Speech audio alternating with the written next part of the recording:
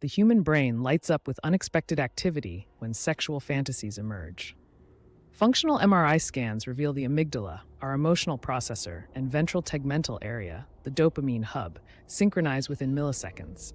This neural dance transforms abstract thoughts into vivid sensory simulations. Remarkably, the prefrontal cortex, responsible for rational judgment, shows suppressed activity during this phase, explaining why fantasies feel so immersive. Studies confirm 87% of participants cannot distinguish neural patterns between imagined and real erotic experiences. Beneath conscious awareness, childhood experiences and cultural imprints shape our fantasy blueprints. Neuroscientists discovered the para-hippocampal cortex stores sensory fragments, a scent, a texture, that later reconstruct into fantasies. The anterior cingulate cortex mediates between these memories and current desires, creating personalized narratives. Brain scans show when recalling fantasies, the visual cortex activates 40% more strongly than during actual intimacy, proving the mind's creative enhancement. This explains why fantasies often exceed real-life possibilities. Fantasy triggers a biochemical cascade. Within seconds, dopamine increases by 200%. Oxytocin enhances emotional connection to imagined scenarios, and adrenaline mimics real danger.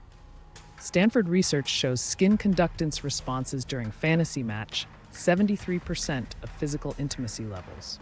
Mirror neuron activity makes the brain perceive imagined touches as real, explaining phantom physical sensations. This feedback loop explains why merely anticipating fantasies can be more arousing than their realization, with dopamine peaks occurring during expectation rather than culmination. Cross-cultural fMRI studies reveal our upbringing physically alters fantasy circuitry.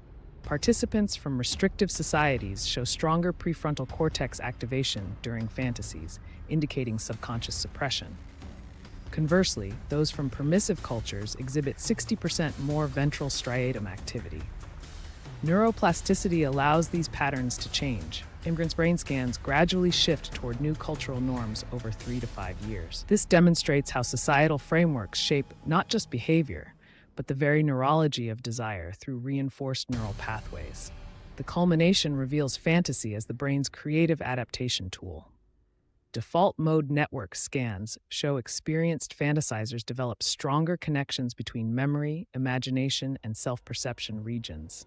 This neural integration allows fantasies to serve psychological functions: stress relief, rehearsal for real-life scenarios, or safe exploration of identity.